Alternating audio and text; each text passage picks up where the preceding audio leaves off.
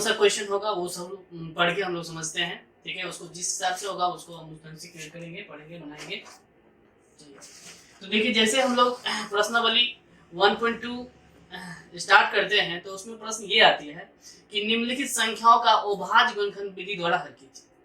क्या कहा है कि निम्नलिखित संख्याओं को अभाज्य गुणनखंड विधि द्वारा हल कीजिए। तो देखिए सबसे पहला क्वेश्चन क्या आएगा, सबसे पहला प्रश्न ये आएगा जैसे कि यहाँ पर 140 लिख दिया। अब 140 से क्या है, 140 को आप जो है अभाज्य गुणनखंड विधि द्वारा हल कीजिए इसको, ठीक है। तो मतलब जो आप 9th क्लास में पढ़े होंगे फैक्टराइज बोलते हैं इंग्लिश में, उसी को फैक्टराइज करके इसको छोड़ देना है। तो देखिए हम लोग क्या करेंगे, इसको हल करेंगे। इसमें ये बता दिया, यहाँ पर दीजिए हल,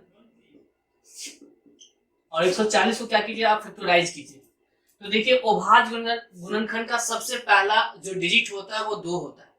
तो हम लोग क्या करेंगे, जितनी भी संख्या आएगी सभी संख्याओं को हम लोग क्या करेंगे, हमेशा अभाज्य गुणनखंड विधि का जो सबसे प्रथम अंक है उस अंक से क्या करेंगे, सबको डिवाइड करेंगे, ठीक है।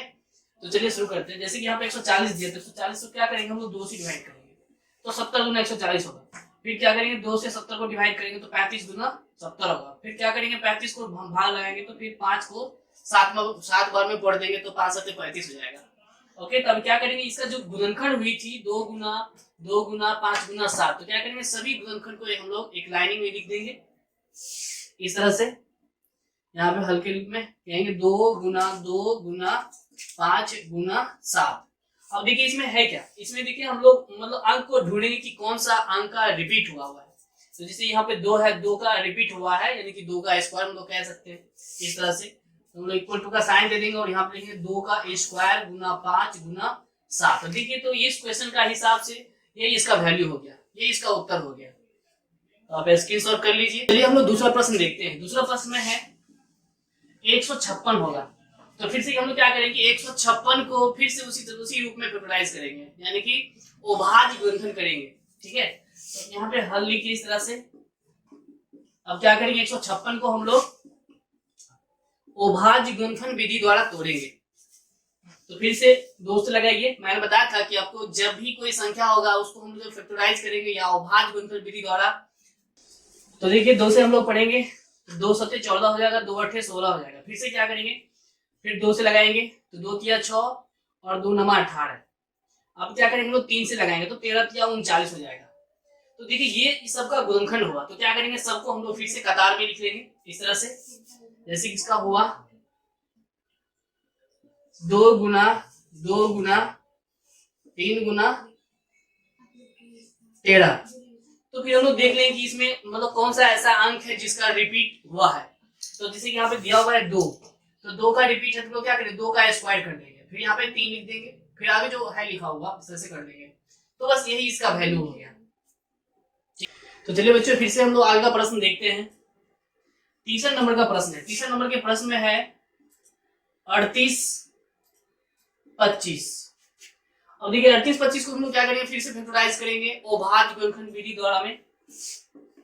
अब क्या करेंगे हम लोग जब भी अभाज्य गुणनखंड करते हैं तो होता क्या है कि मैंने बताया था कि सबसे पहले जो अभाज्य गुणनखंड का जो सबसे छोटी अंक होता है 2 उससे लगा के देखते हैं।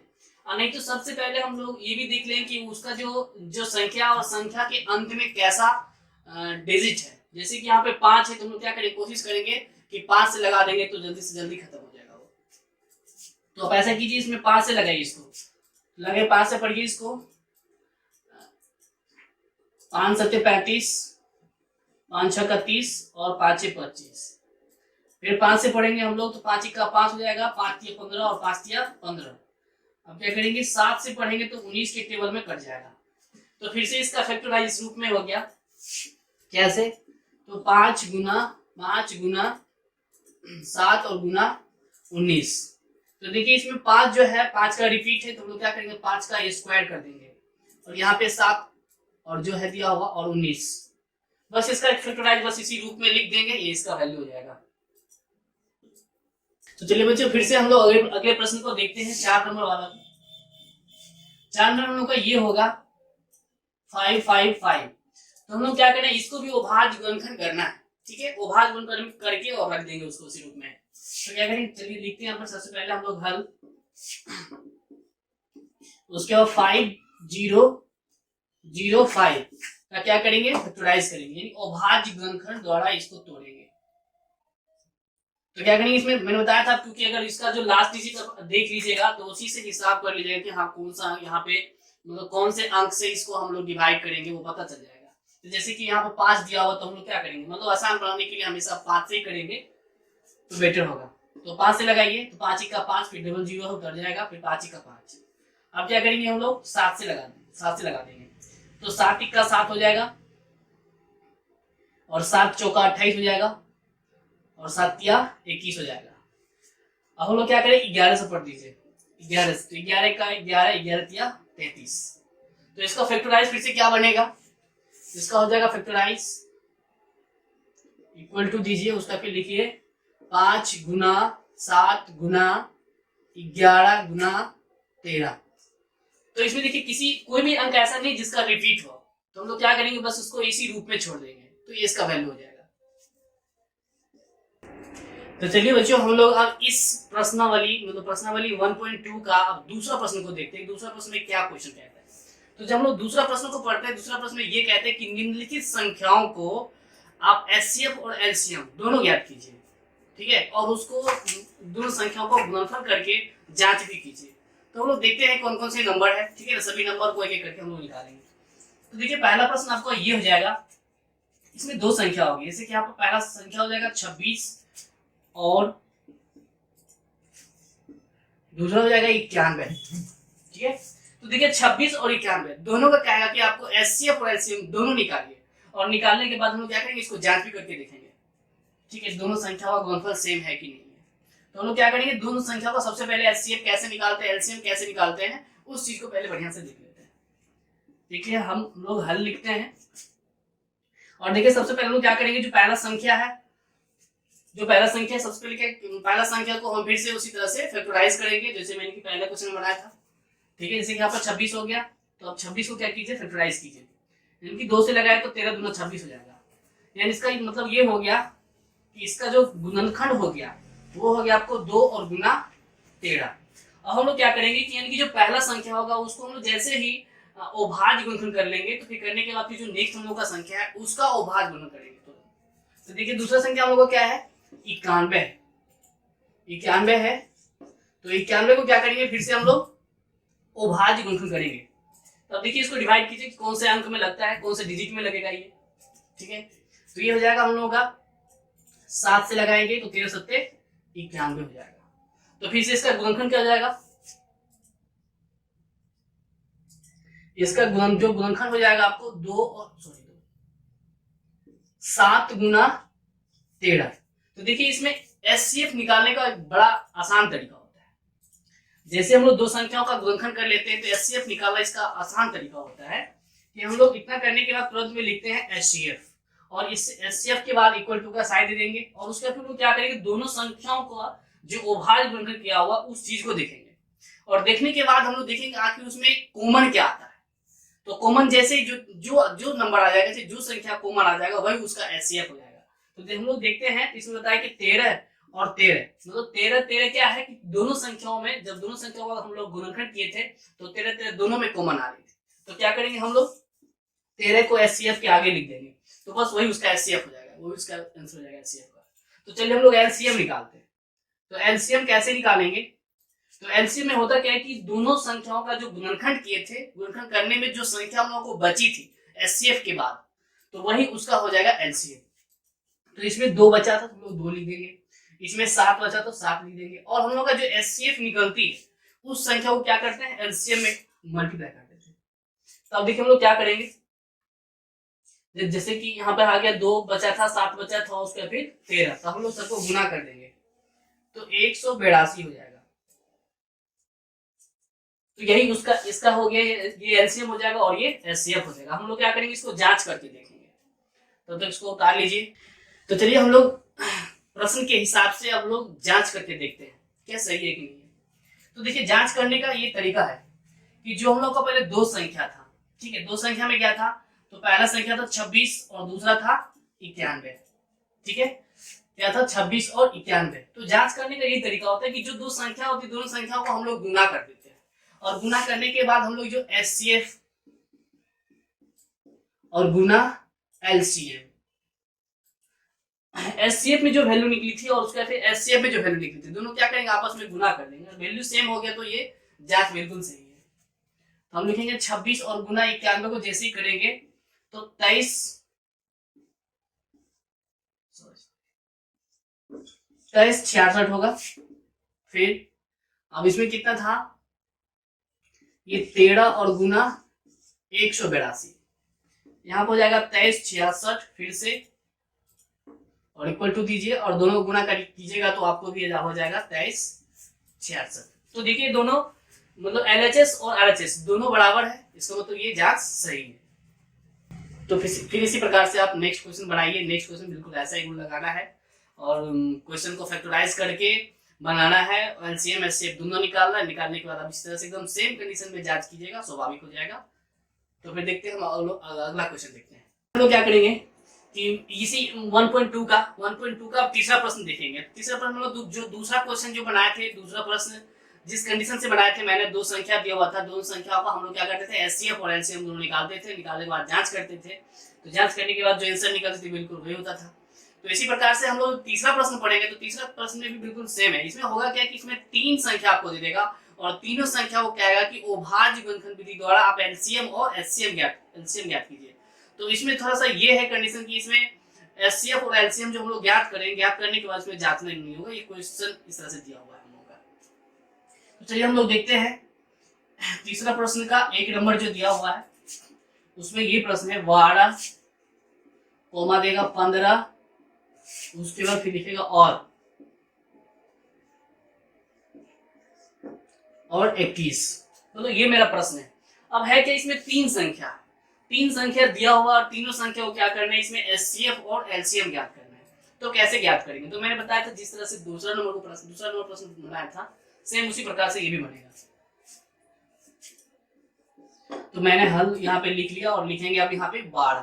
तो क्या करेंगे, 12 का हम लोग अभाज्य गुणनखंड करेंगे। तो 12 का अभाज्य गुणनखंड करेंगे, सबसे पहले दूसरा करेंगे, दो छक्का 12, फिर 2 तिया 6। अब जिसका गुणनखंड होगा उसको लिख देंगे 2 गुना 3। अब फिर से क्या करेंगे हम लोग, अगली संख्या देखेंगे 15। तो 15 का करेंगे हम लोग, तो 3 पंचे 15, इस तरह से पढ़िए। फिर हम लोग क्या करेंगे, एक अगली संख्या जो 21 है उसका करेंगे।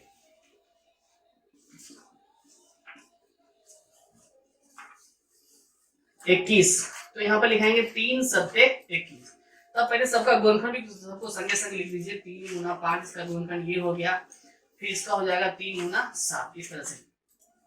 अब मैंने बताया था कि जैसे ही अगर समझ लीजिए कि सभी संख्याओं का हम लोग अभाज्य गुणनखंड कर दिए, तो अभाज्य गुणनखंड करने के बाद मैंने बताया कि एचसीएफ कैसे निकालते हैं। तो एचसीएफ इसका निकालने का मैंने बताया था कि बड़ा आसान तरीका है, आप कॉमन भी काट दीजिए। अब देखिए सभी संख्याओं का जो गुणनखंड किया हुआ है उन सबों में कॉमन कौन कौन सा अंक है।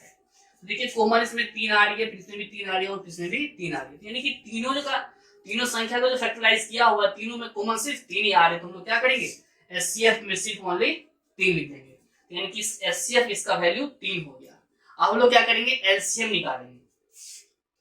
एलसीएम जैसे ही निकालेंगे इसमें हम लोग देखेंगे कि पहला जो संख्या का गुणनखंड किया उसमें कौन सा अंक बचा है।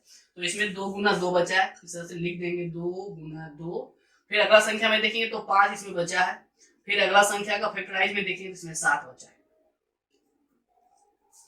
हम लोग क्या करेंगे, इस तरह से सबको फिर गुणा कर लेंगे। क्या हुआ था, कैसे दिया हुआ था, 2 था, फिर गुना 2 था, फिर 2 के बाद फिर 3 थी, उसके बाद फिर 7।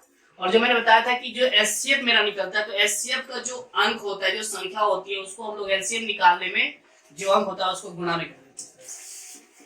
तो इसका गुणा में फिर से हम लोग एचसीएफ कितना निकाले थे, 3 निकाले थे।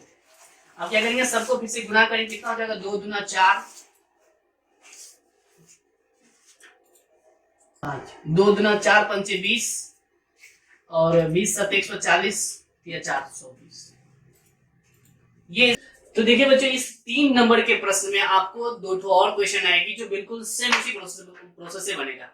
यानी उसमें फिर से 3 संख्या दिया हुआ होगा और 3 संख्या को क्या करेंगे, फैक्टराइज करेंगे। फैक्टराइज करने के बाद उसमें जो कॉमन आएगी वो उसका एचसीएफ होगा और उसके भी जितना भी नंबर बचेगा, जितना भी अंक बचेगा, सबको क्या करेंगे, एलसीएम में गुना कर देंगे, तो उसका एलसीएम निकल जाएगा। तो बस उसका वही प्रोसेस है।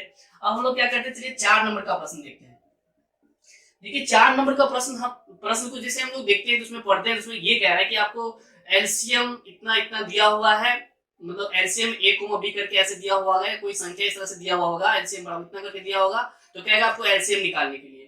तो देखिए उसका एक फॉर्मूला पे सबसे पहले फॉर्मूला बना लेते हैं कि फॉर्मूला होती कैसे। तो अगर मान के चलिए, अगर आपको कह देगा कि आप एचसीएफ निकालिए, तो एचसीएफ निकालने का फॉर्मूला डायरेक्ट का हो जाएगा। आप ऐसा कीजिए, दैट जो है ना a गुना b लिखिए और बटे एलसीएम लिख दीजिए, ठीक है। अगर इसी में कहेगा कि आप एलसीएम निकालिए, तो एलसीएम निकालने के लिए क्या करेंगे, फिर से लिखेंगे a गुना b और बाय एचसीएफ। तो देखिए ये फॉर्मूला, मतलब इसी फॉर्मूला से हम लोग क्या करेंगे, 4 नंबर का जो प्रश्न है कि मतलब उस टाइप के सभी प्रश्न को इसी प्रोसेस से बनाएंगे, इसी सूत्र से बनाएंगे, ठीक है। तो हम लोग क्या करते हैं, बीच को बिठाते हैं।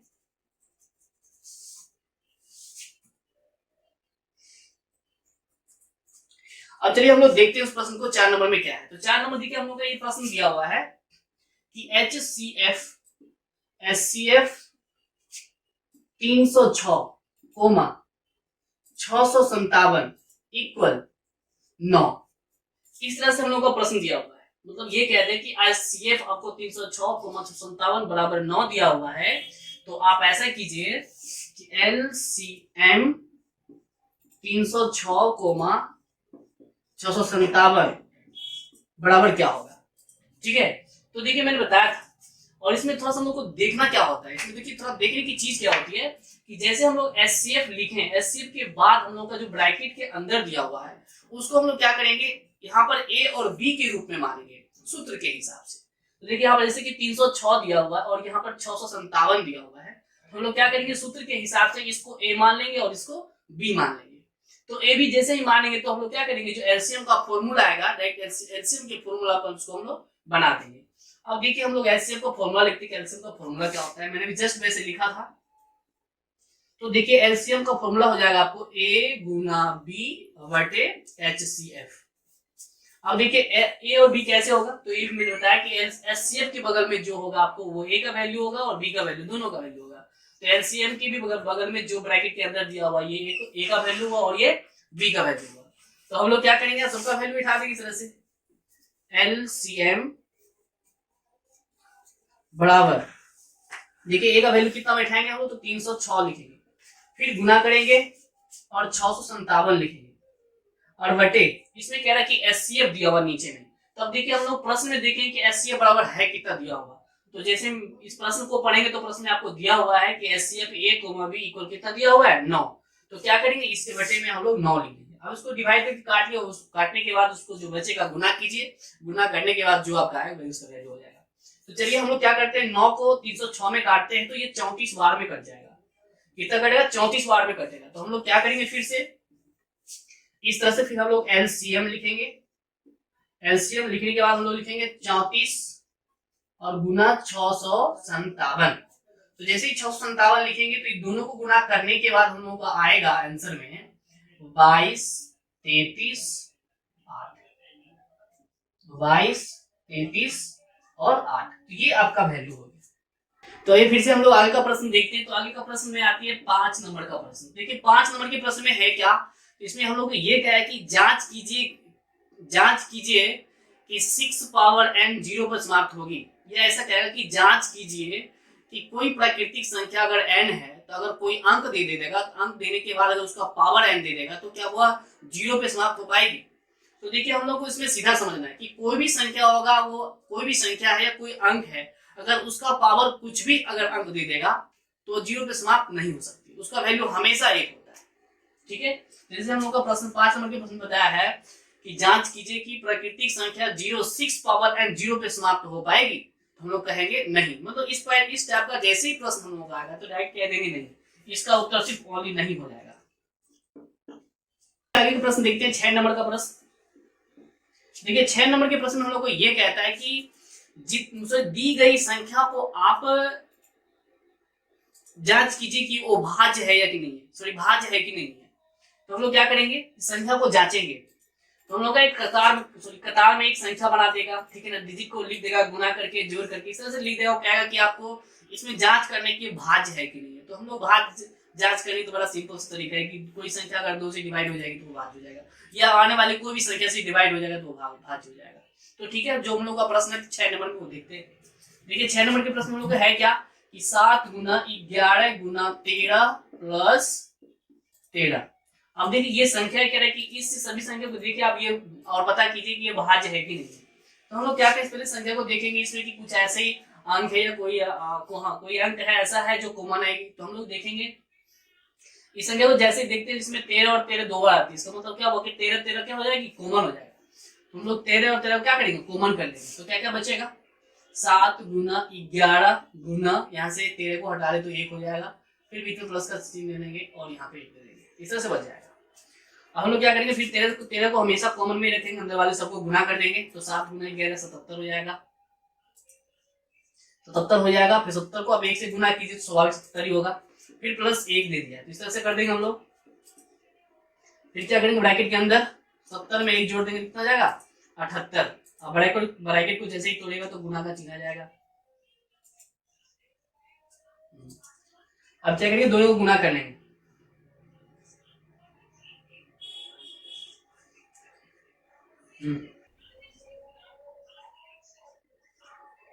तो ये इसका उत्तर हो जाएगा 1014। ये मतलब ये इस प्रश्न में 2 स्टेप था, तो मैंने पहला स्टेप को क्लियर कर दिया। देखिए सेकेंड स्टेप को देखते हैं। तो सेकेंड स्टेप में हम लोग का ये आता है 7 गुना 6 गुना 5 गुना 4 गुना 3 गुना 2 गुना 1 प्लस 5। इस टाइप का मेरा प्रश्न होता है। तो हम लोग क्या करेंगे, इस प्रश्न में फिर से देखिए कौन सा ऐसा अंक है जो कॉमन आएगा। तो हम लोग क्या करेंगे, देखते हैं इसमें 5 और 5 मिलती है, तो क्या करेंगे 5 को हम लोग कॉमन कर लेंगे। तो क्या क्या बचेगा हम लोग का, 7 गुना 6 गुना 1 गुना 4 गुना 3 गुना 2 गुना 1 प्लस 1, इस तरह से हम लोग का बचेगा। तो फिर से क्या करें, 5 को हमेशा कॉमन ही कीजिए। अब सबको गुना कीजिए, 6 पंचे 30, 6 सत्ते 42, 4 तिया 12 दूना 24 और प्लस 1। फिर 5 को कॉमन रखिए, इस तरह का होगा। गुना करने के बाद हम लोग का इस तरह का होगा। फिर से क्या करेंगे, इसको ब्रैकेट जैसे ही तोड़ेंगे तो सबको 5 से गुना करना होगा।